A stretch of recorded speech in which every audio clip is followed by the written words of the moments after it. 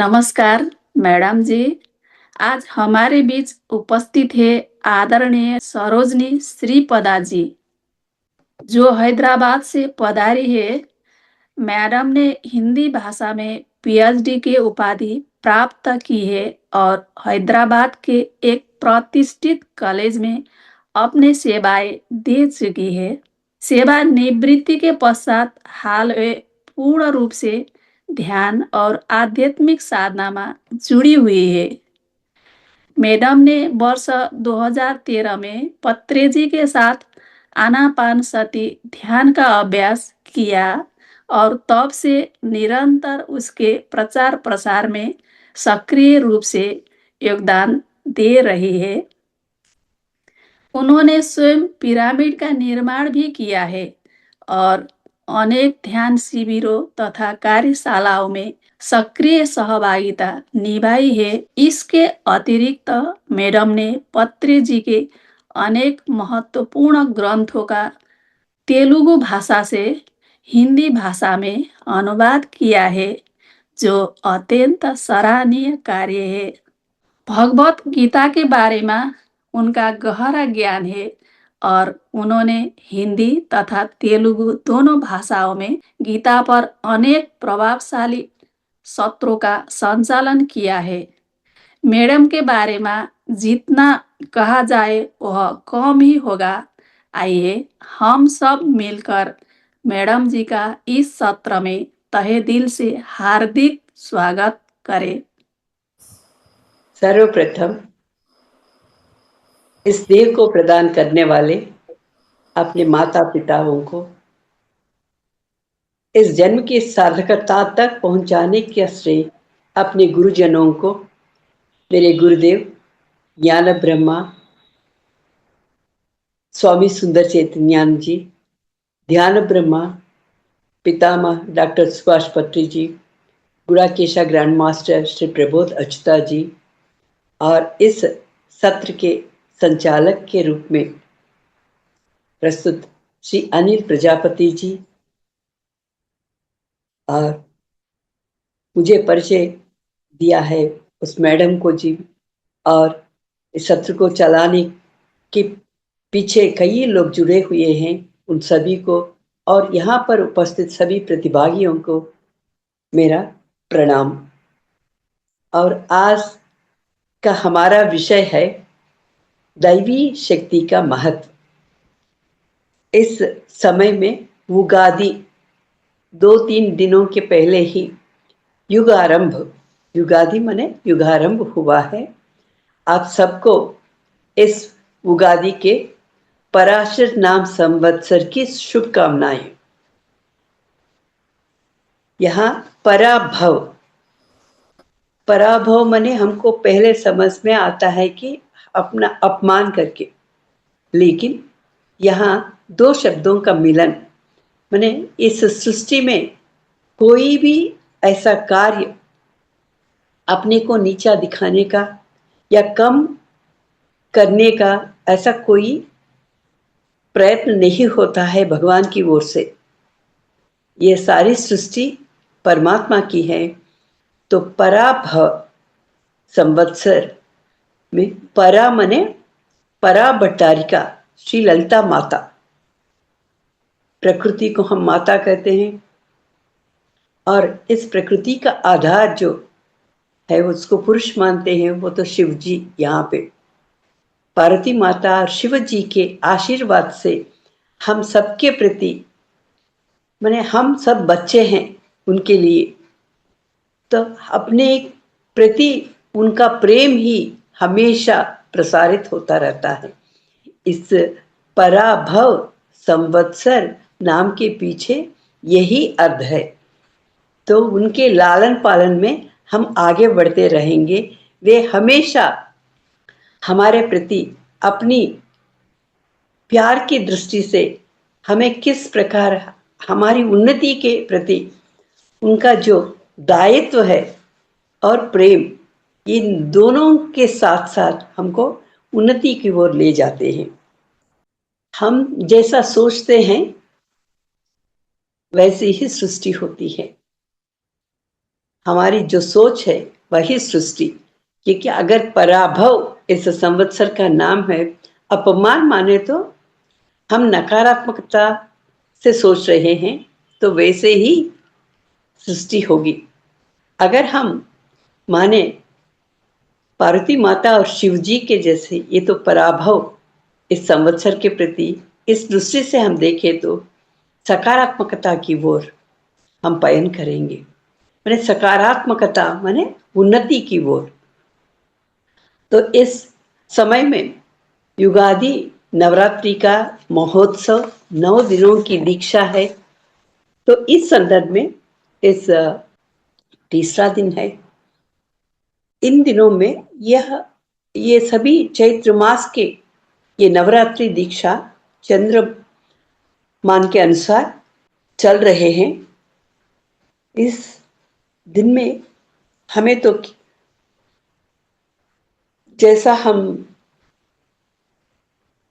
मैंने हर संवत्सर का नाम अलग हो जाता है। काल मैंने इसको ये जो कुछ भी हो रहा है वो तो काल के साथ गणना होती है।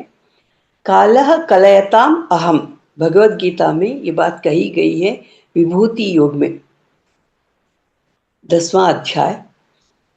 ये काल ही परमात्मा है। कालः कलयताम अहम, मैं तो काल ही हूं। इस काल ही हर पल समय है अपने लिए। समय का महत्व किस प्रकार होता है हम आगे देखेंगे। शास्त्रों के अनुसार ये तो पहला दिन हम त्योहार के रूप में मनाते हैं और नवमी के दिन श्री राम नवमी को भी त्योहार के रूप में मनाते हैं। माने यहाँ जीव ब्रह्म ऐक्य, इस बीच में 8 दिनों की दीक्षा होती है, नवरात्र की दीक्षा होती है। इस उगादि को खासकर, वैसा कोई भी त्योहार हो उसमें कुछ नियम बताए जाते हैं। युगादि के संदर्भ में देखेंगे, क्योंकि अब युगादि के समय में पराभव नाम संवत्सर की दीक्षा में हम लोग हैं, तो इस संदर्भ में हम देखेंगे। तो ब्रह्म मुहूर्त में जागना, उठना, उठने के बाद जागना माने जागरण। जागरण क्या है? हर पल अपने प्रति, अपने अस्तित्व के प्रति जागरूक रहना। मैं क्या हूं? अयम आत्मा ब्रह्मा, इसके प्रति जागरूक होना। मैं आत्मा हूं, यह आत्मा ही परब्रह्मा है। इस प्रकार की आत्मा के प्रति जागरूकता होना। पहले हम नींद से उठे, अपने को जागरूकता में रखे हमेशा। ये ब्रह्म मुहूर्त में उठने का मतलब यह है। और दूसरी बात, उठने के बाद स्नान करना। स्नान के भी विधि विधान बताया गया है, किस प्रकार, खासकर त्योहार के दिन किस प्रकार का स्नान किया जाना है।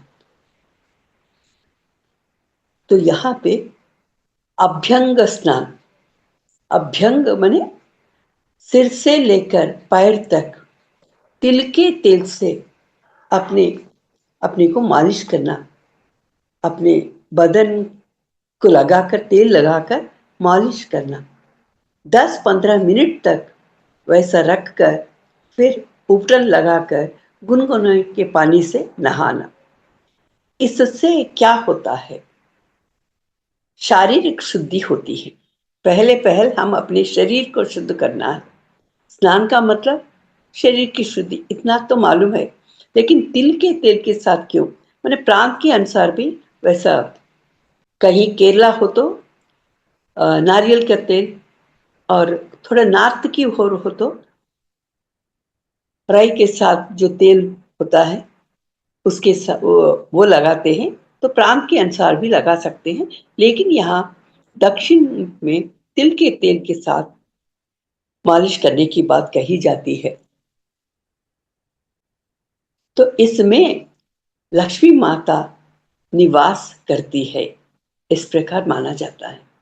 तिल में लक्ष्मी माता निवास करती है, इसलिए तिल के तेल के साथ मालिश करने का और शुद्धि। और ऐसा हम करें तो क्या होता है? दूसरी बात, हमारे अंदर जो कुछ भी त्वचा के अंदर जो विषाक्त पदार्थ होते हैं, कुछ मलिन पदार्थ होते हैं, वे सब निकल जाते हैं। क्योंकि ये मालिश करने का मतलब ही हम रगड़ते हैं अपने त्वचा को थोड़ा सा मुलायम से, तो इससे जो अंदर स्थित मलिन पदार्थ निकल जाते हैं, इससे शुद्धि होती है। माने हर आचार के प्रति, हमारे भारतीय संप्रदाय में आचार व्यवहार के प्रति श्रद्धा दी जाती है। हर संप्रदाय में इस प्रकार कुछ बातें कुछ कही जाती हैं। पहले शारीरिक शुद्धि से स्वस्थता की संबंध है। तेलुगु में ऐसा कहा जाता है कि आरोग्य में महाभाग्यम। महाभाग्य क्या है? मैंने पहले स्वस्थ रहना, इसीलिए शारीरिक शुद्धता के प्रति यहाँ पे ध्यान दिया गया है पहले। तो इससे क्या है, मन भी तरोताजगी से भर जाता है। जब हम नहाते हैं फिर बाद में बड़े उत्साह के साथ सारे काम संपन्न कर सकते हैं। तो पहले इसीलिए शारीरिक शुद्धि के बारे में बात कही गई है। माने मानव से लेकर माधव तक पहुंचना, यही यात्रा है हमारी।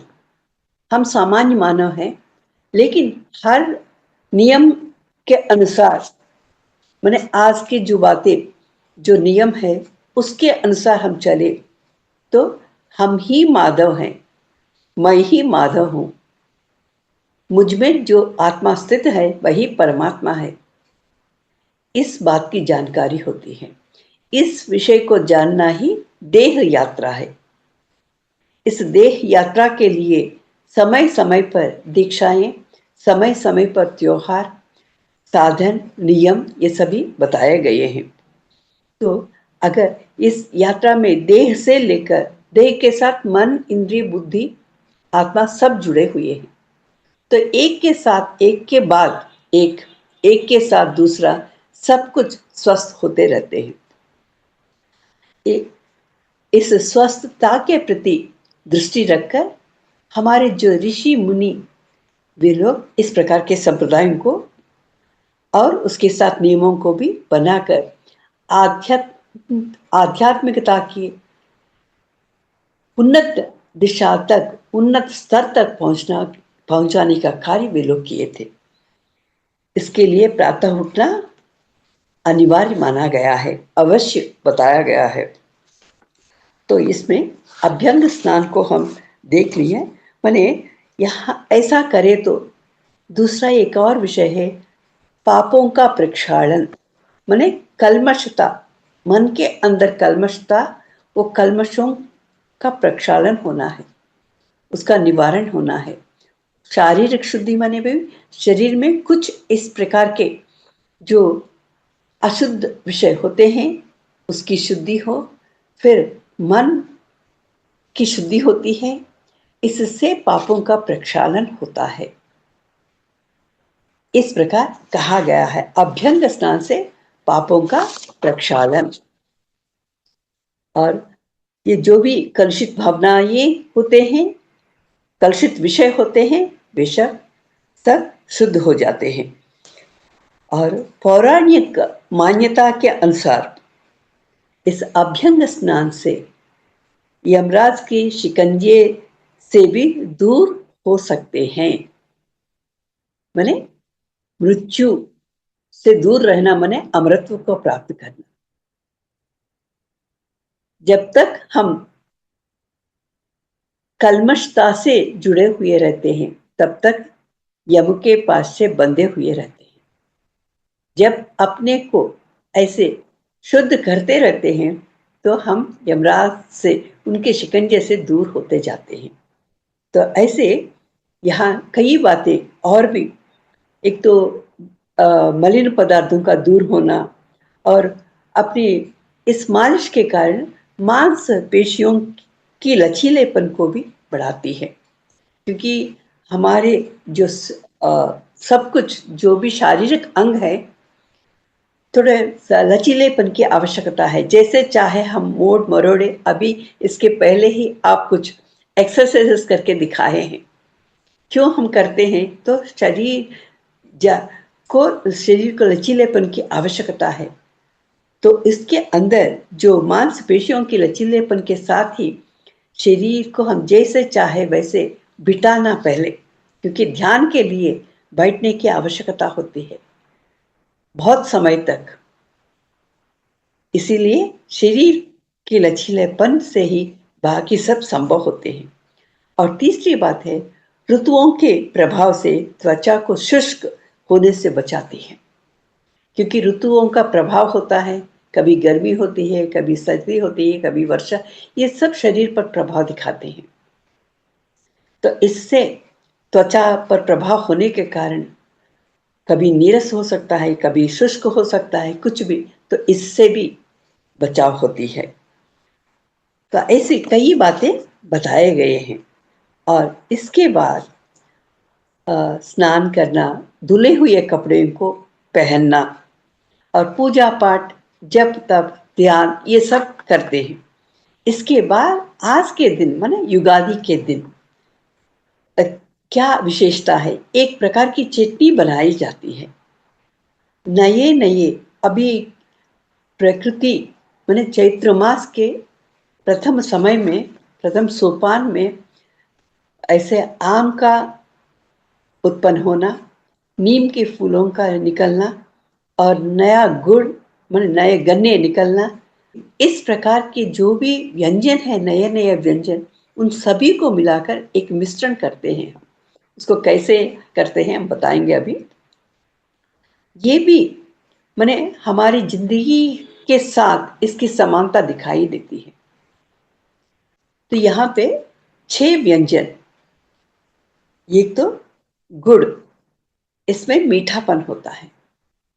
और हरी मिर्च, मिर्च तो उसमें जो स्वाद बिल्कुल ही उसमें तीखापन होता है।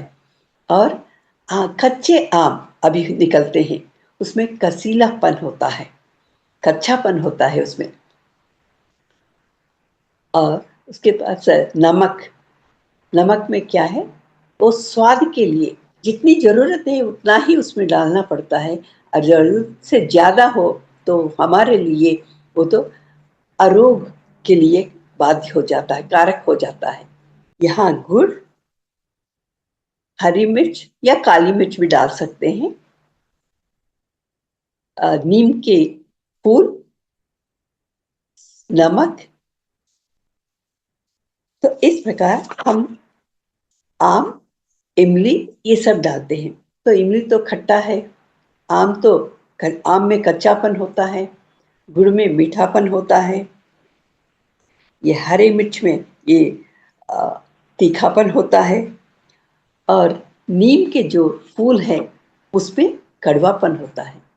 भिन्न भिन्न स्वाद है इसमें। तो इसको कैसे मिलाया जाता है? माने नीम को थोड़ा पानी में कुछ देर तक रखे तो थोड़ा रस निकलता है, वो रस, और आम को कद्दूकस की तरह हम उसको कसते हैं और उसमें गुड़ को डालते हैं, थोड़ा नमक को डालते हैं और काली मिर्च या हरी मिर्च को डालते हैं और नीम के फूलों को भी उसमें मिलाते हैं कस के। तो ये सब एक मिश्रण हो जाता है और उसी को पूजा के बाद भोग के रूप में चढ़ाते हैं और इसका सेवन करना पड़ता है।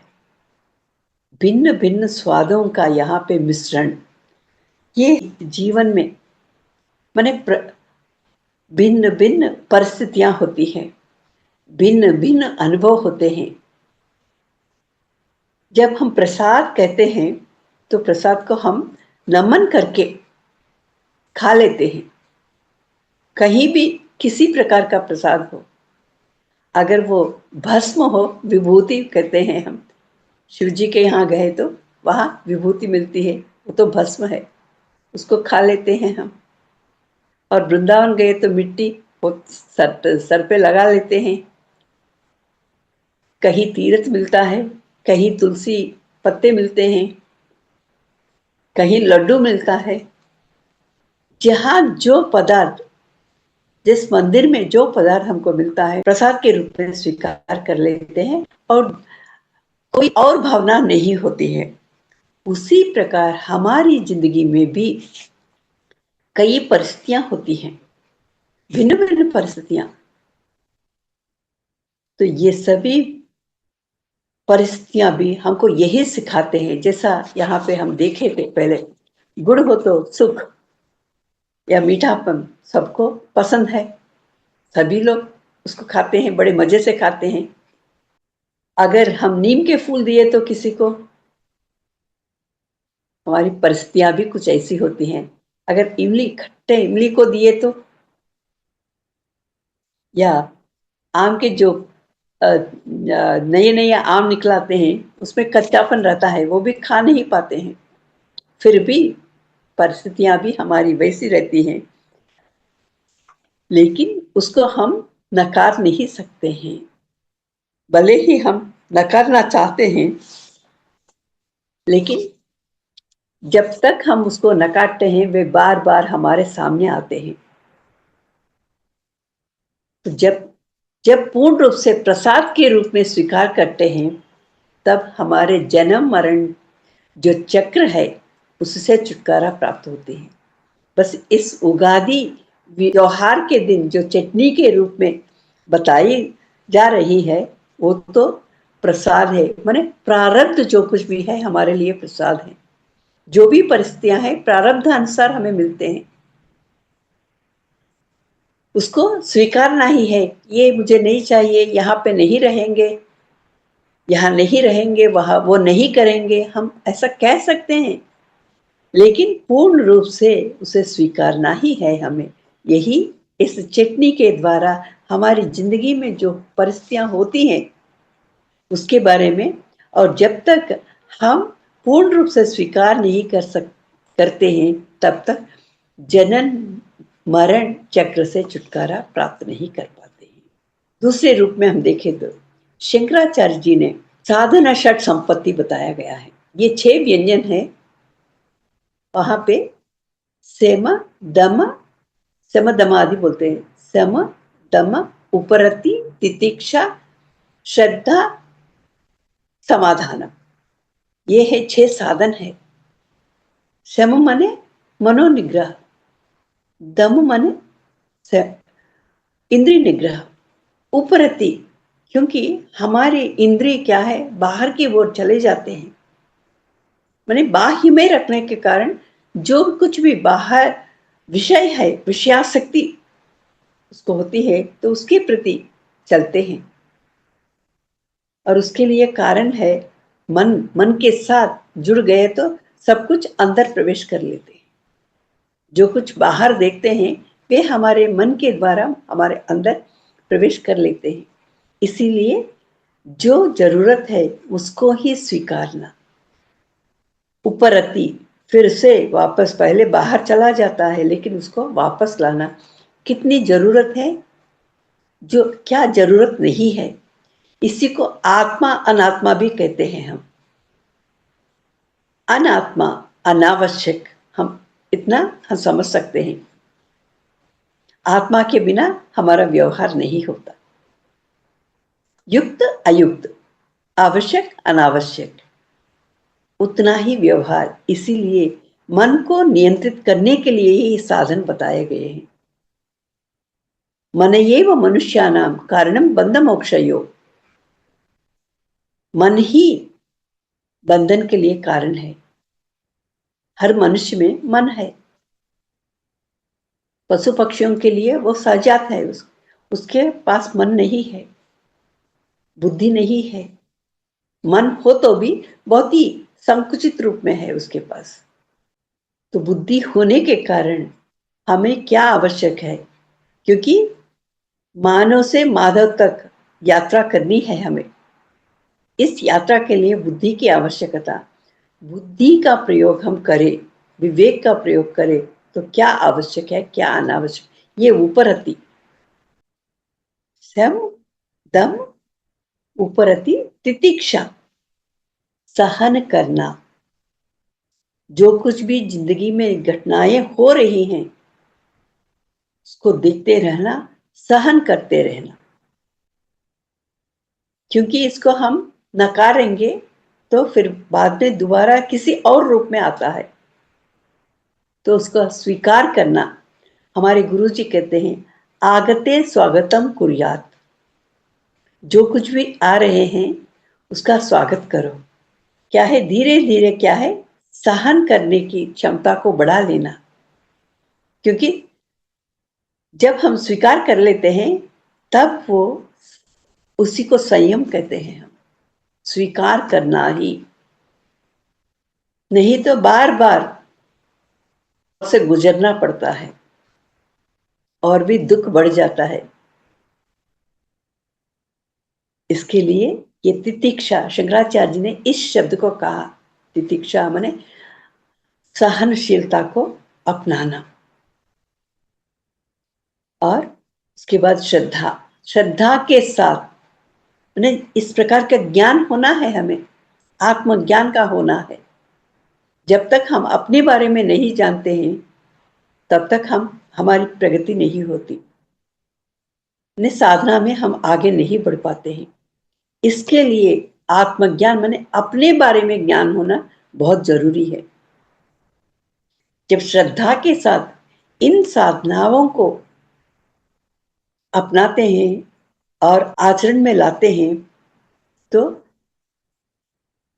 आखिरी जो विषय है वह समाधान, समबुद्धि, समाधि हम कहते हैं। समबुद्धि माने सबको स्वीकार कर लेते हैं, समभाव से स्वीकार कर लेते हैं। जैसा अभी युगादि चटनी में सब कुछ मिलाकर उसको प्रसाद के रूप में स्वीकार कर लिया, उसी प्रकार जिंदगी में जो कुछ भी घटनाएं घट रही हैं उनको प्रसाद के रूप में स्वीकार कर लेना।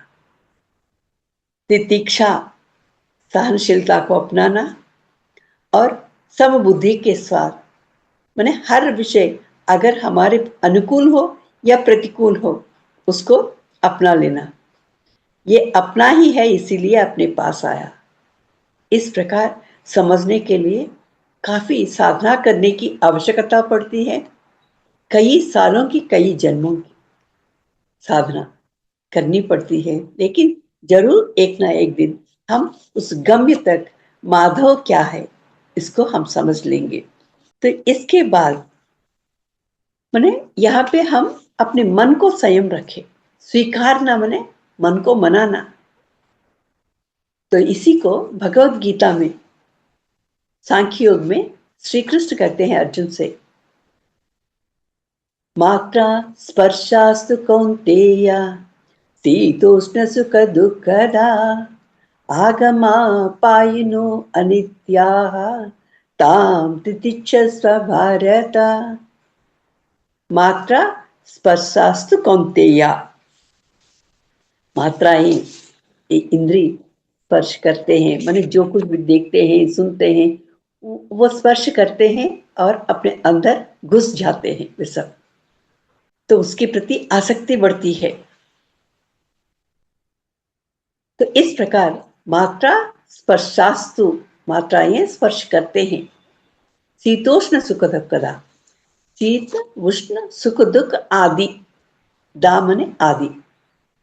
शीत और उष्ण, कभी सर्दी का मौसम, कभी गर्मी का मौसम, कभी वर्षा का मौसम। तो हमको सर्दी के समय में गरम गरम चीजें खाने का मन करता है और गर्मी के समय में आइसक्रीम जैसे चीजों का खाने का मन करता है। इस प्रकार समय समय पर अगर शीत ठंड के मौसम में अगर कोई लाके आइसक्रीम दे तो हम उसे नकारते हैं, अभी नहीं, सर्दी हो जाएगी। इस प्रकार उस समय हमको पसंद नहीं रहता है। माने एक समय में पसंद होता है, एक समय में पसंद नहीं होता है। उसी प्रकार सुख दुख, कब कौन सा विषय सुख होता है, कब कौन सा विषय दुख होता है। दुख के लिए बचपन में जो पसंद करते हैं आप पसंद नहीं करें।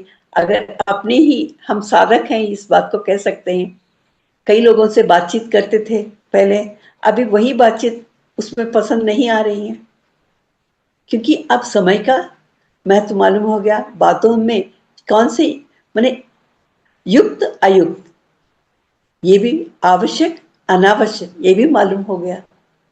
अब वही बातें पहले तो सिनेमा के बारे में या साड़ियों के बारे में, शॉपिंग के बारे में, अब उसमें कोई दिलचस्पी नहीं रहती है।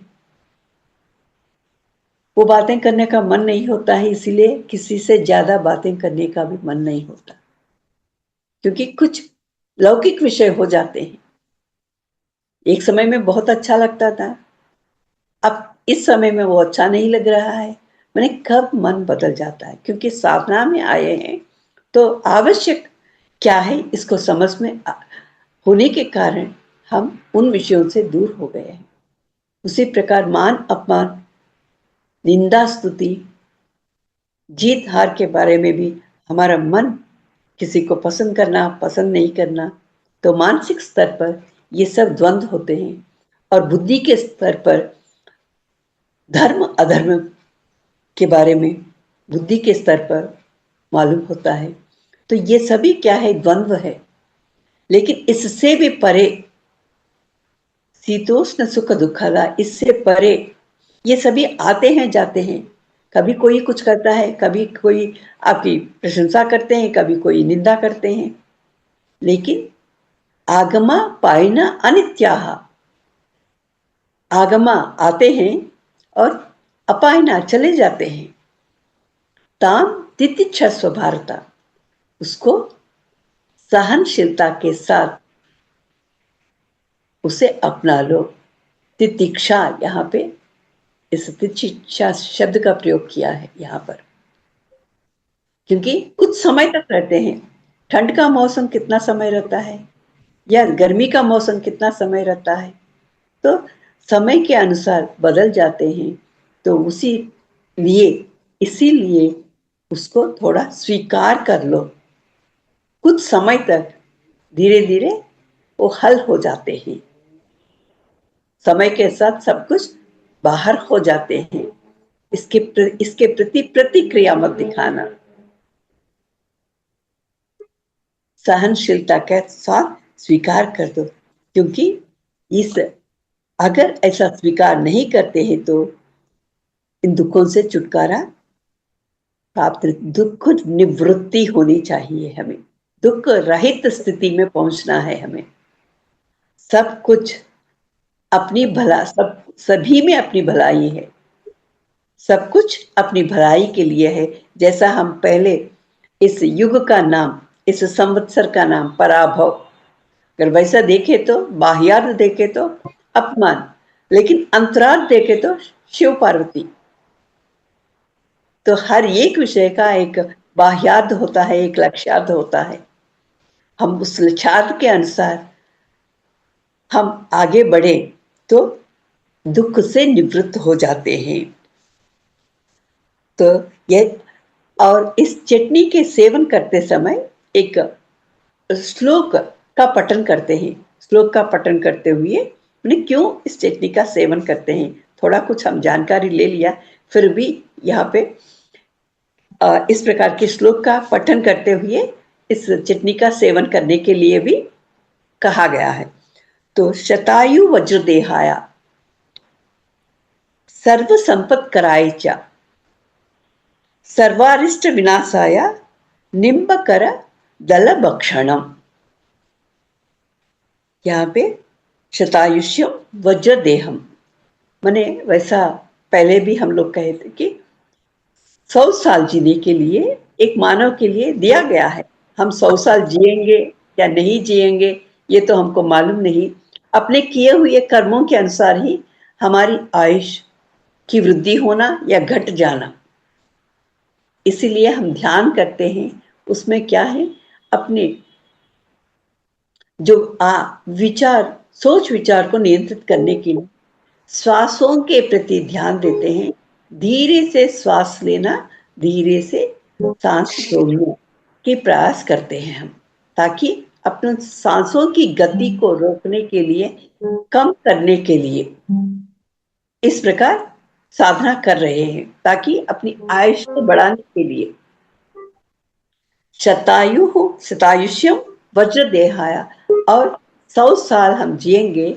लेकिन कैसे जीना है, शरीर की स्वस्थता की आवश्यकता है। वज्र की तरह दृढ़ रहना है, ताकि हम अपनी साधना में आगे बढ़े, रत रहे। साधना को एक खुशी की तरह, त्योहार की तरह मनाना है। और सर्व संपत्त करायचा, सभी प्रकार की संपत्तियां प्राप्त हो, माने किसी प्रकार की कमी ना हो। और सर्वारिष्ट विनाशाया, जो भी अनिष्ट, अरिष्ट, अनर्थ जो कुछ भी है वो सब विनाश हो जाए। और निम्बकर दलभक्षणम, निम्बकरा, नीम के जो पत्तों को भी सेवन करते हैं हम। फूलों के सेवन यहाँ पे इस चटनी में डालते हैं, लेकिन वैसे हम सब लोग जो छोटी जो नई नई कुंपलें आती हैं तो लाल लाल रंग में होती हैं, उसको यूं ही खा लेते हैं, ताकि हमारे अंदर जो कीटाणु है वो सब बाहर हो जाए। इस प्रकार अपने शरीर की स्वस्थता और अंतरंग की जो जीर्णकोश की शुद्धि के लिए भी हम इस प्रकार सेवन करते हैं। तो इस प्रकार माने यद भावम तद भवति, जिस भावना के साथ हम उसका सेवन करते हैं उसी प्रकार हम बनते हैं। तो 100 साल जीने का, सभी संपत्तियां प्राप्त होने का, सभी अनर्थ जो कुछ भी है वो सब निकल जाने का, नाश हो जाने का, इसके लिए ही निम्बकर दलभक्षणम, ये नीम के पत्तों का सेवन या फूलों का सेवन करने की बात कही गई है। खासकर ये नीम के पत्तों के, क्योंकि उसकी पत्तों से हवा भी शुद्ध हो जाती है। अपने घर के आसपास अगर हो तो वो वातावरण बहुत ही स्वच्छ होता है। तो इस प्रकार इसके सेवन के बारे में हम अब तक कैसा सेवन करें, माने अपनी आयु वृद्धि के लिए, साधना में आगे बढ़ने के लिए ये सभी बातें बताई गई हैं। हम आगे तो पंचांग श्रवण की बात की गई है यहाँ पे, खासकर इस युगादि के दिन पंचांग श्रवण करने की बात। पंचांग क्या है, वो हमको इंग्लिश में हम कैलेंडर बोलते हैं। उसमें डेट्स, डेज, तिथि, वार, माने अपने संस्कृत का जो दिनचर्या के बारे में जो बात होती है वहां पे तिथि, वार, नक्षत्र, योग, करण, ये है हमारे लिए बहुत जरूरत है। भारतीय संप्रदाय में इसको बहुत मायना देते हैं, इससे बहुत बहुत गौरव करते हैं। और जो पंचांग जो है इस युगादि के दिन उसकी भी पूजा की जाती है। ये एक ग्रंथ के रूप में आता है, तो उसमें ये सभी बातें बताई जाती हैं।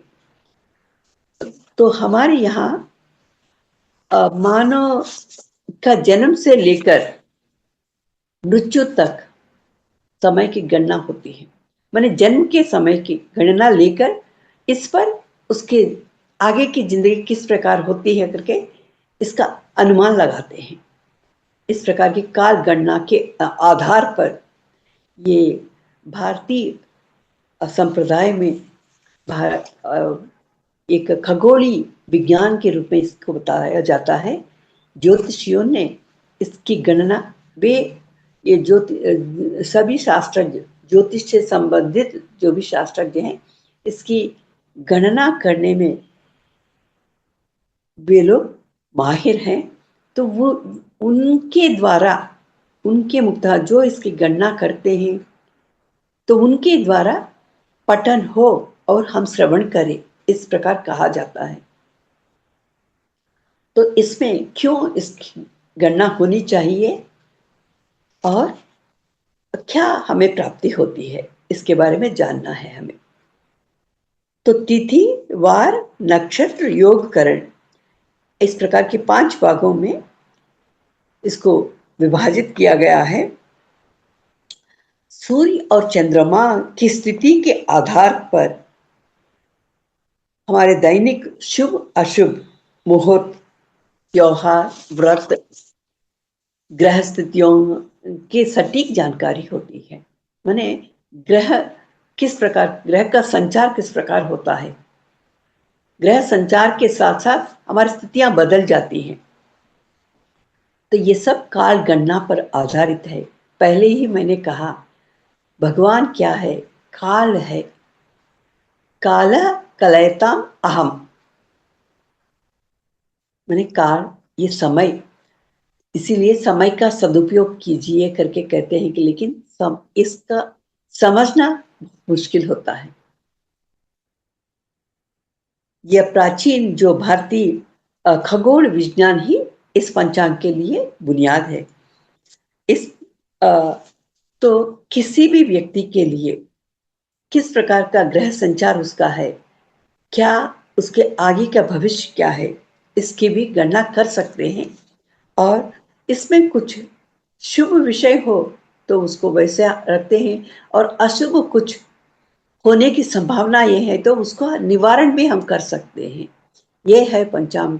पंचांग के लिए मैंने पंचांग का पठन किस लिए करना, श्रवण किस लिए करना, मैंने जो भी आने वाले विपत्कर परिस्थितियां होती है उसका निवारण करने के लिए हमारे पास एक इस प्रकार के मैंने ये जो ग्रंथ है इसमें विषय बताया जाता है, उस प्रकार हम आगे बढ़े, उसका आचरण करे तो उसका निवारण हो जाता है।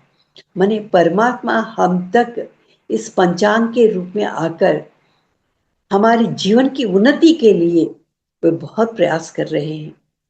बस एक कदम हमें आगे बढ़ाना है, 10 कदम वे नीचे आकर हम तक पहुंच जाते हैं, हमको ऊपर ले जाते हैं करके कहने के लिए यह एक आधार है, एक प्रमाण है। इस अरिष्ट निवारण के लिए लोग सचेत होते हैं। और कौन सा मैंने एक दूसरी बात, ये खेती बाड़ी करने के लिए, व्यापार करने के लिए, पढ़ाई करने के लिए या राजनीति में जाने के लिए, क्योंकि हर क्षेत्र में हर एक की उन्नति होना वे चाहते हैं। हर व्यक्ति चाहते हैं कि उन्नति हो, वो किस क्षेत्र में वो जाता है मालूम नहीं। तो हर एक क्षेत्र के लिए, हर एक व्यक्ति के लिए ये पंचांग श्रवण बहुत ही माने भारतीय संप्रदाय में इसके प्रति हमारी आस्था है। तो इन लोगों के लिए ये बताया गया है कि इस अरिष्ट निवारण, इस ये पंचांग का अनुसरण करते हुए हम अपने को अपने जीवन की उन्नति की ओर हम अग्रसर हो सकते हैं। तो इसीलिए यहाँ पे उस दिन हर दिन पढ़ने के लिए कहते हैं, इसका पठन करने, क्योंकि हमको उसके अंदर तह तक मालूम हो या ना हो, लेकिन पंचांग पठन हर दिन करने का, तिथि वार नक्षत्र योग करण हमारे पूजा पाठ में कहा जाता है। एवं गुण विशेषण विशिष्टायाम सुबतिदो, वहां पे नक्षत्र योग करण उस दिन और कहाँ पर हम किस प्रकार की पूजा कर रहे हैं, किसकी पूजा कर रहे हैं, ये सब बताते हैं। तो इसी के लिए हमारे पूजा पाठ में संकल्प में ये निहित है। माने इस पंचांग के साथ माने पठन के कारण किस प्रकार का फल प्राप्त होता है, इसके बारे में ज्योतिष शास्त्रज्ञों का कहना है कि अगर तिथि की जानकारी है लिए तो संपत्ति की वृद्धि होती है। हर एक को संपत्ति चाहिए। माने दिन की जानकारी से दीर्घायु, शतायुष्यम वज्र देहाया करके हम लोग पढ़े थे, क्योंकि शरीर शुद्धि पहले हम लोग देखे थे, फिर बाद में शम दमादि के बारे में भी जानकारी लिए, क्योंकि जो जिस प्रकार का प्रसाद हम ले रहे हैं, सेवन कर रहे हैं प्रसाद का सेवन, ताकि हमारे अंदर पाचन शक्ति बढ़े और रोगों से दूर हो और अंदर की स्वस्थता हो और हम साधना में आगे बढ़े। इसीलिए दीर्घायु साधना के लिए आयु की आवश्यकता है। नक्षत्र की जानकारी से पाप प्रक्षालन, जब तक पाप रहते हैं दुखों से निवृत्त नहीं होते हैं, तो इसके लिए नक्षत्र की जानकारी होना चाहिए। और योग की जानकारी, इससे स्वास्थ्य बढ़ता है। आरोग्य में महाभाग्यम, इसकी बात भी की गई है। सबके लिए ये स्वास्थ्य की आवश्यकता है। हम स्वस्थ हो, तंदुरुस्त हो, तो सभी काम बड़े उत्साह के साथ हम कर सकते हैं और दूसरों को भी राह दिखा सकते हैं। खुशी से हम जीवन बिता सकते हैं और करण की जानकारी से कार्य सिद्धि प्राप्त होते हैं। कार्य सिद्धि क्या है? यहाँ पे मैंने कई कार्य करते हैं, लेकिन इस आध्यात्मिक दृष्टि से हमें देखें तो मानव जीवन की सार्थकता ये मोक्ष प्राप्ति, यही कार्य सिद्धि है। जन्म की सार्थकता इसी में है कि मैं अपने आप को जानना, अयम आत्मा ब्रह्मा। इस ब्रह्मा मानव ही माधव है करके पहले ही हम सुने। तो अयम आत्मा, मुझ में जो आत्मा है वही पर ब्रह्मा है। कृष्ण यही कहते हैं, हृदय से अर्जुन तिष्ठति, सबके हृदय में वो मैं आप हर इस सृष्टि में हर कण में आत्मा के रूप में स्थित है। जब मैं अपने को, अपनी आत्मा को जान पाती हूं, तब तुमको समझ सकती हूं, दूसरों को समझ सकते हैं, तब सारे सृष्टि को समझ सकते हैं, सारे विश्व को। कि अगर पहले मैं अपने को जाने, अहम ब्रह्मा अस्मि, मैं ही ब्रह्मा हूं करके, मैं ही, यह आत्मा, आत्मा ही ब्रह्मा है, तो तत्वमसि, तत् त्वम असि, तत् वह वो ब्रह्मा, त्वम आप, तुम असि हो, तुम भी ब्रह्मा हो। तो मैं ब्रह्मा हूं, तुम ब्रह्मा हो, तो बाकी सभी क्या है? सब कुछ ब्रह्मा ही है, परमात्मा ही है। अभेद दृष्टि प्राप्त होती है, एकत्व की भावना, कौन अलग है, वो द्वैत भावना मिट जाती है। अद्वैत भावना के साथ, एकत्व की भावना के साथ हम आगे बढ़ते हैं, तभी वसुधैव कुटुंबकम होती है, उसको समझ सकते हैं। ये सारा विश्व एक ही है, कोई अपना कोई पराया। तो इस संदर्भ में अर्जुन से कहते हैं श्री कृष्ण, जब वो अपने लोगों को देखकर डरपोक सा व्यवहार करता है, रोने लगता है, मैं अपने लोगों को मारकर कैसे ऐसे सुख जीवन प्राप्त कर पाएंगे। न च राज्यम सुखानि च न कांक्षे विजयम कृष्ण, न च राज्यम सुखानि च किम नो भोगैन जीवितम। किस प्रकार के भोग मुझे चाहिए? भोगै जीविता नवा, ये इस प्रकार की जिंदगी नहीं चाहिए मुझे, अपने लोगों को मारकर और उससे राज्य को प्राप्त कर इस प्रकार का सुख भोग नहीं चाहिए। लेकिन इसके पहले ही उसे मालूम है कि किस लिए वे तो युद्ध भूमि में उतर आया। लेकिन वहां आने के बाद उसकी बुद्धि बदल गई, दृष्टि बदल गई, अपने बारे में माने स्वार्थ की भावना बढ़ गई है। मेरे व कौन पराये हैं? 18 अठोनी सेना वहां पर तैनात है, युद्ध भूमि में आकर सभी लोग खड़े हैं और सभी माने जो भी क्षत्रिय माना जाता है प्राण त्यागने के लिए तैयार होकर ही युद्ध भूमि में उतरते हैं। हरेक को अपने प्राण माने प्यारा है, फिर भी वे सभी लोग आए हैं किस लिए? धर्म की स्थापना के लिए, न्याय की स्थापना के लिए वे आए हैं। लेकिन जब स्वार्थ भावना पनपती है तो हम द्वैत भावना में हैं। तो उस समय श्री कृष्ण उसे सीख देते हैं, दुखे सुखे समे कृत्वा लाभालाभो जया जयो ततो युद्धाय युज्यस्व नैवं पापम अवाप्स्यसि। माने अगर युद्ध में तुम इतना सोच रहे हो, ऐसा सोचना सही नहीं। युद्ध में जीत हार कुछ भी हो सकता है, अगर जीत हो तो लाभ है, अगर हार हो तो अलाभ है, नष्ट है करके समझे तो नहीं, दोनों को समरूप से स्वीकार करना। अभी युगादि के चटनी में कई प्रकार के स्वाद उसमें मिलित हैं, मिश्रण है। जिंदगी मने सुख दुखों का मिलन है, जीत हार का मिलन है, कष्ट नष्ट का मिलन है, आशा निराशा का मिलन है। इन सभी के बारे में हमें समझना है। इसीलिए ततो युद्धाय युज्यस्व नैवं पापम अवाप्स्यसि। इस बाद में क्या आता है, फल की अपेक्षा ना करके कर्मणि एव अधिकारते मां फलेषु कदाचन।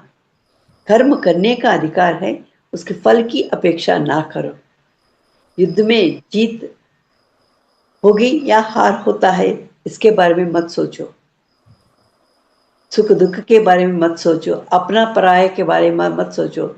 युद्ध करने के लिए आए हो, क्षत्रिय होने के नाते तुम्हें युद्ध करना ही तुम्हारे लिए धर्म है। स्वधर्म, स्वधर्म अनुष्ठानम, स्वधर्म का अनुष्ठान करो। एक क्षत्रिय होने के नाते युद्ध करना, फल की अपेक्षा ना करना, ऐसा करे तो, समबुद्धि से व्यवहार करे तो तुम्हें कोई पाप नहीं लगता।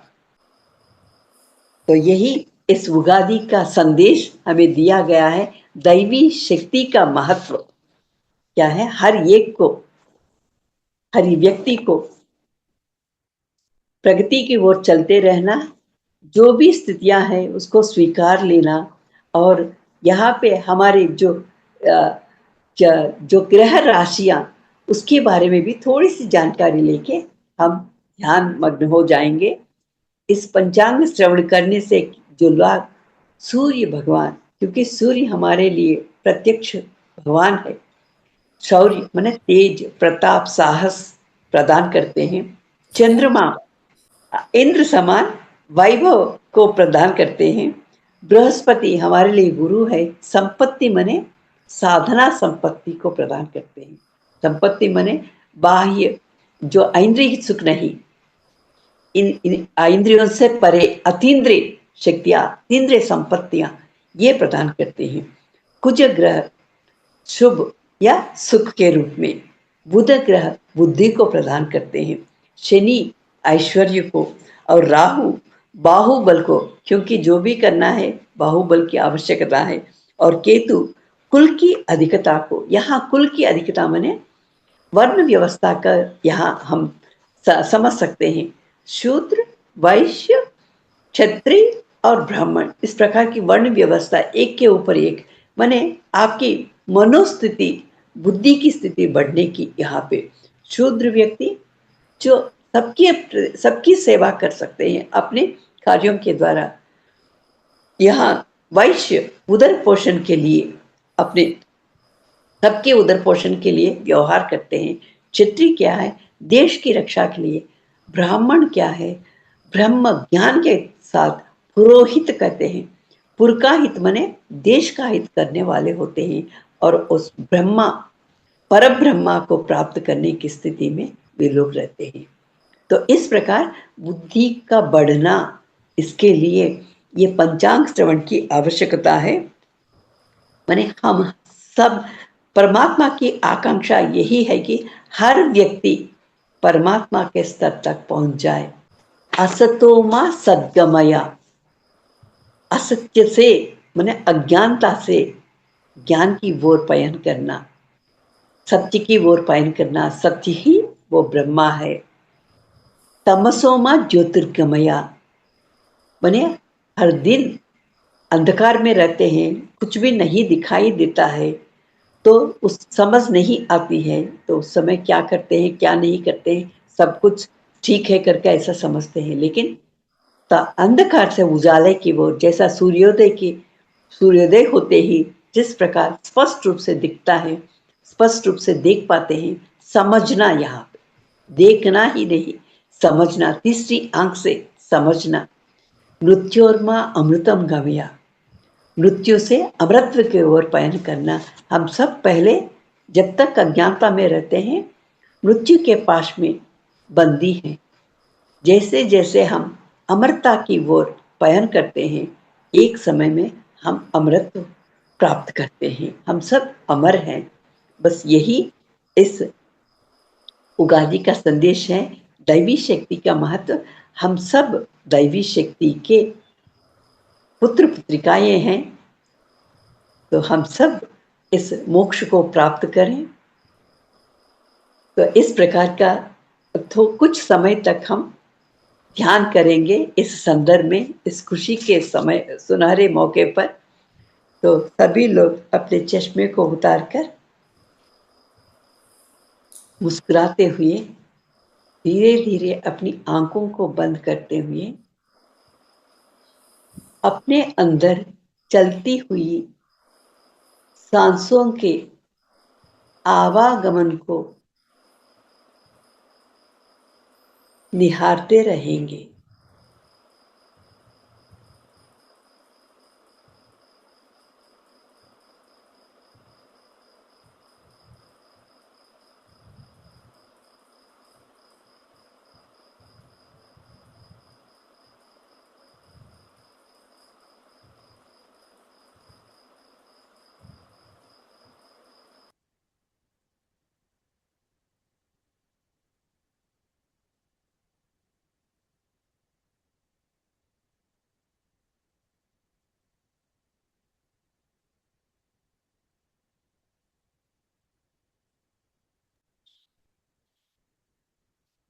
इस प्रकार का एक सुनहरा मौका मुझे दिया गया है इस सत्र में। इसके लिए अपने माता पिताओं को, गुरुजनों को और यहाँ पर उपस्थित सभी प्रतिभागियों को और खासकर अनिल प्रजापति जी को, विशेषकर गौरी मैडम को धन्यवाद अर्पित करती हूँ।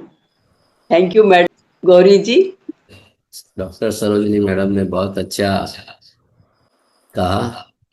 जो नवरात्रि आती है तो क्या करना पड़ता है, तो उन्होंने जो कहा बहुत अच्छा कहा है। लेकिन जो नवरात्रि साधना जो है वो एक रिचार्ज का पर्व है।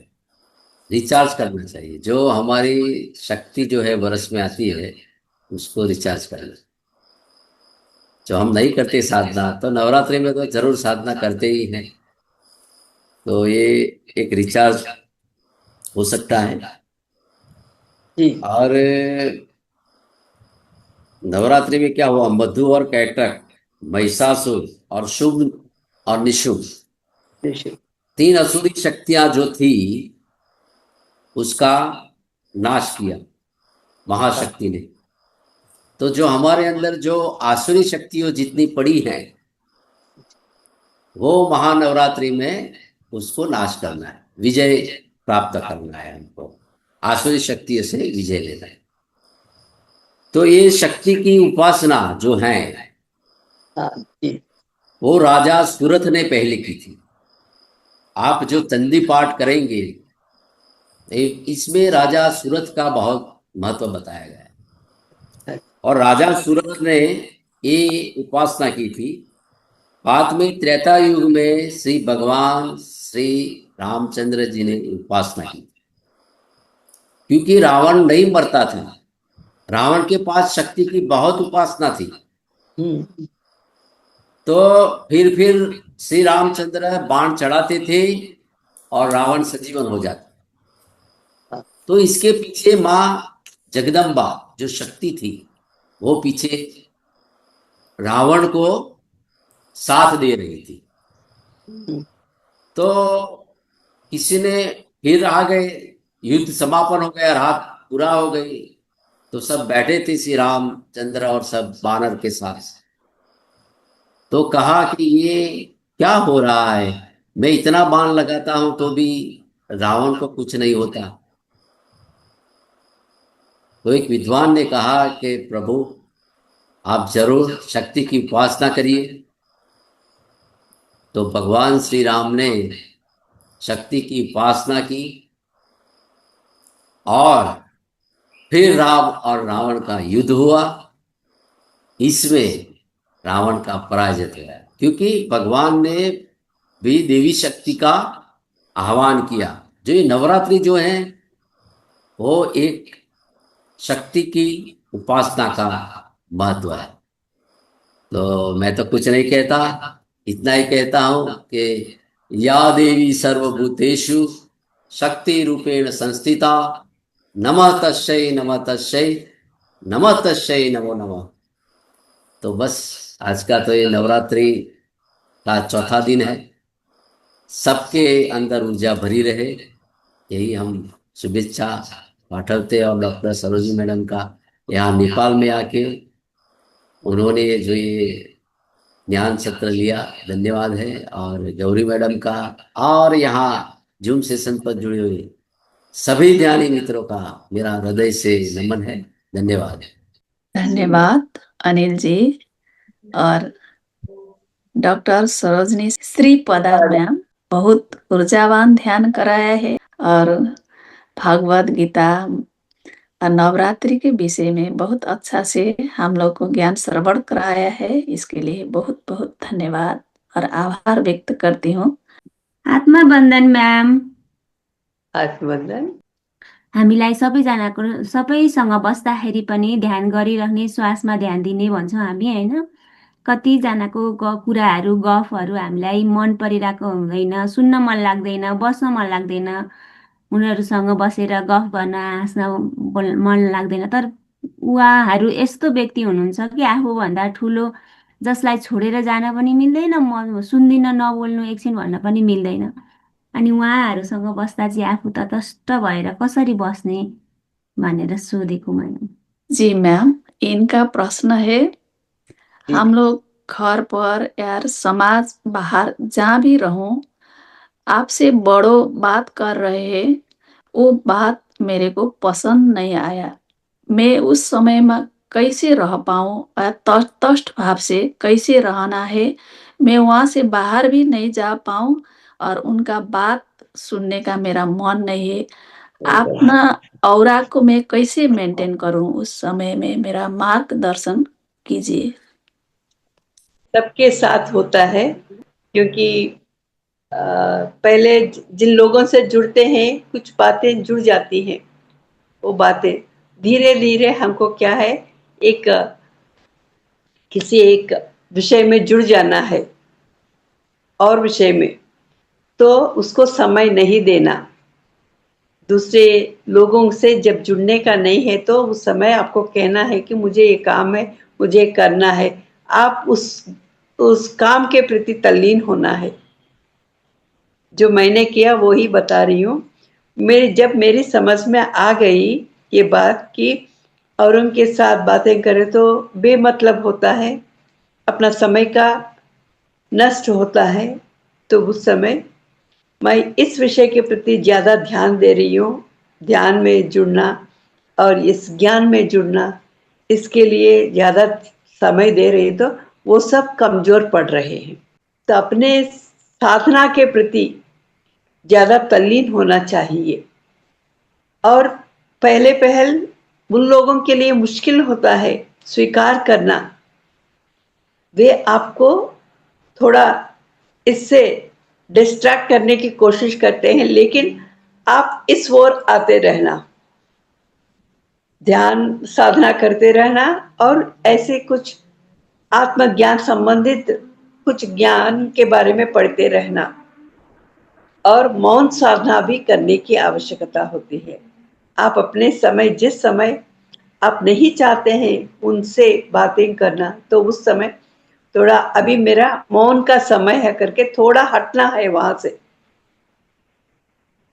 तभी जब आप धीरे धीरे इसको करने लगेंगे तो धीरे धीरे जो अनावश्यक है वो दूर होते रहेंगे। लेकिन आपको प्रूव करना पड़ता है, आपको निष्ठावान होना पड़ता है ये सब करने के लिए। एक दिन में, 2 दिन में नहीं, 1 साल लग जाता है अगर रोज हम उसका प्रयास करें। बाद में हम अपने काम में लग सकते हैं। अब भी हमको थोड़ा होता है उस तरफ, लेकिन इस घर में रहने के कारण कुछ गृहस्थ धर्म होते हैं उसको निभाना पड़ता है, भले ही हम नहीं चाहते हैं। तो उस समय अपने अंदर सांसों के प्रति थोड़ा वो ध्यान करते हुए, माने आंखें खोल के ही, और अपने मन में जो आवश्यक विषय है उसके बारे में सोचते रहना। हम औरों के साथ हूँ बोलते हैं, लेकिन ज्यादा सुनना, इससे छोड़ देना, बस इसकी साधना जरूरत है। जो हमें पसंद नहीं है उन विषयों को किसी से नहीं कहना। अपने आप के लिए बहुत समय देना पड़ता है। अपने आसपास के जो लोग समझने लगेंगे ये हमारे बीच में रहते हुए भी ये अलग है, तो उस समय उनकी बातें कमजोर पड़ती हैं। फ्रूट जूसेस वो सब लीजिए और ज्यादा दूसरों के साथ मत जुड़ना। अपना ध्यान और ये कुछ पढ़ना, मौन साधना और आहार का, इसके प्रति ध्यान दीजिए, तो नवरात्रि आपकी हो जाएगी। वैसा अभी युगादि नवरात्रि, फिर बाद में आषाढ़ मास की नवरात्रि, तो हर हर महीने नवरात्रि को ले लीजिए। पहले जो 9 दिन है उसमें ज्यादा साधना करिए, तो धीरे धीरे आप इसमें कामयाब हो जाएंगे। 9 दिनमा लिक्विडहरू धेरै खाने अनि मौन बस्ने अनि साधना। टिफिन भी लीजिए, ऐसे ज्यादा लिक्विड्स के साथ भी नहीं रह सकते हैं, तो अन्न और रोटी उसको छोड़िए थोड़ा। फल, सब्जियां, नींबू का रस, छाछ, गन्ने का रस, नारियल पानी, इस प्रकार का कर लीजिए। हस् मैम। तो 9 दिन की दीक्षा करके बोल दीजिए बाहर वालों को, ये भी बहुत जरूरी होती है, ताकि आप थोड़ा हटके रहना। तो ऐसे ऐसे धीरे धीरे आपके अधीन में आ जाता है सब। मेरे मन में एक जिज्ञासा आया है कि आपके नाम देखे आपका सरोजिनी श्रीपदा, ये आपका वास्तविक नाम है कि आपने रखा है पीछे? नहीं, ये हमारे ससुराल वालों के घर का नाम है जी। हम ये जो आनापाना सती ध्यान करते हैं, इसमें कभी कभी ये मन बुद्धि ये चलता है कि ये आनापाना सती करने से कैसे तुम्हें फायदा मिलेगा, ये श्वास का विज्ञान से ये भीतर तुम्हारा जो एप्लीकेशन जो सॉफ्टवेयर चलता है वो कैसे तुम्हें आत्म उत्थान के लिए कैसे ले जाएगा, इसका विज्ञान क्या है। इस हाँ, अपने में मनोवाद के रूप में ऐसा संवाद होता है, संकल्प विकल्प ऐसा होता है। तो आनापानासती जो हम मन एकाग्र होते हैं तो कैसे वो अपना आत्म उत्थान होता है, तो उसमें कब कैसे टाइम टाइम में कैसे बीजारोपण जो एक भावो तत् भवती भी कहते हैं, तो कैसे वो भाव का बीजारोपण करना है, इसको आप प्रश्न कर दीजिएगा। नहीं, मैं इसी में ये मोटिवेशन ध्यान संगीत में ही मेरा जीवन का लक्ष्य है। आत्ममोक्ष संगीत अर्थात जगत बीए किया हूँ। बीए किया। बीए के लिए आप कितने साल परिश्रम किए थे? ये तो ज्यादा इसमें बहुत डिस्टर्ब हुआ, लेकिन अब अभी नहीं नहीं, बीए किया डिस्टरबेंस हूँ की ऐसे। बात छोड़ दीजिए, डिस्टरबेंस की बात छोड़ दीजिए। कम से कम 15 16 17 साल लगाए होंगे आप बीए तक आने के लिए, बीए पूरा करने के लिए। जी जी जी। 17 साल हो तो बीए हुआ, तो अभी कितने साल हुए इस ध्यान साधना में आकर आप? ध्यान साधना में इंटरेस्ट और जुड़ा तो ज्यादा साल हुआ, लेकिन ये नियमित रेगुलरिटी नहीं था। हाँ, वो रेगुलरिटी हो तो ही हम उस मुकाम तक पहुंच सकते हैं। जी ये रेगुलरिटी को बढ़ा लीजिए, अब जरूर उसमें प्रवीण हो जाएंगे। ये तो बड़ा काम है करके जब तक हमको नहीं प्राप्त होता है तब तक वो बड़ा काम है। जब आप रेगुलरिटी को बढ़ा लेंगे तो आप माहिर हो जाएंगे उसमें। जी जी हाँ, तो समय ही साधना है। प्रतिसर यही कहते हैं, साधना ही प्रगति है, लेकिन समय ही साधना है। समय को देना ही, रेगुलरिटी को बढ़ा लीजिए बस। और कुछ विशेषता किसी और में भी नहीं रहती। वे लोग समय दिए तो आगे बढ़ गए, आप भी समय दिए तो उससे भी आगे निकल जाते हैं आप।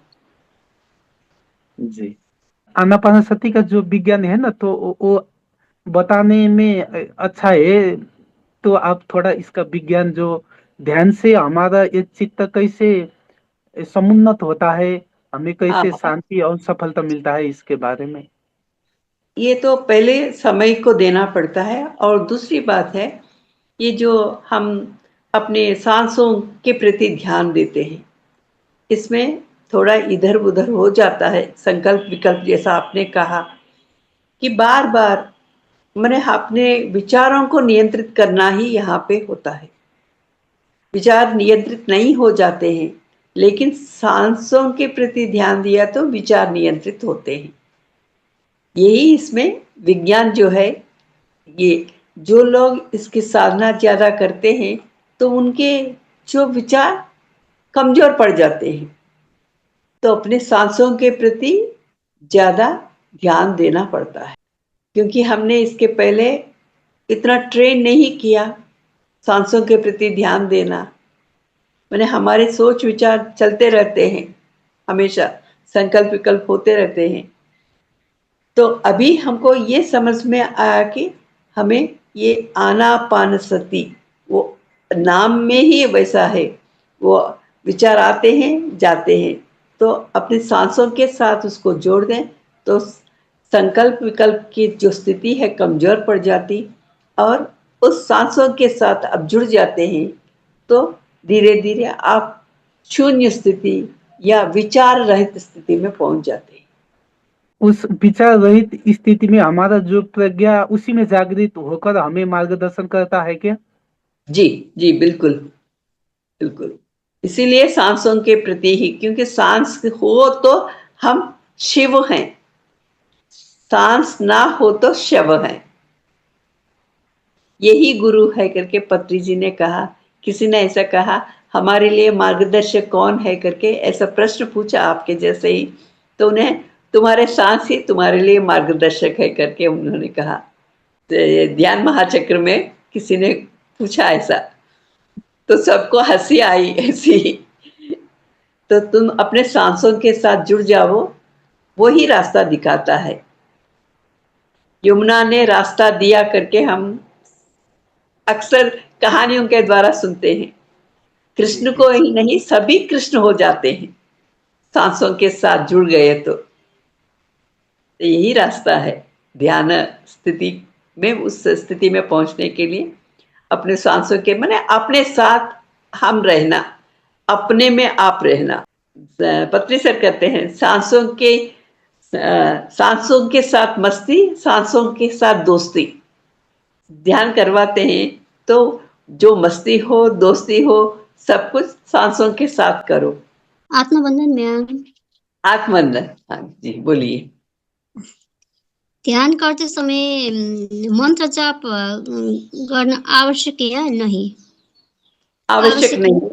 आवश्यक नहीं, लेकिन कभी कभी आ जाए तो कोई बाधा भी नहीं, क्योंकि हमारे जो पुराने आदतें होती हैं ना, थोड़ा बीच में आती हैं।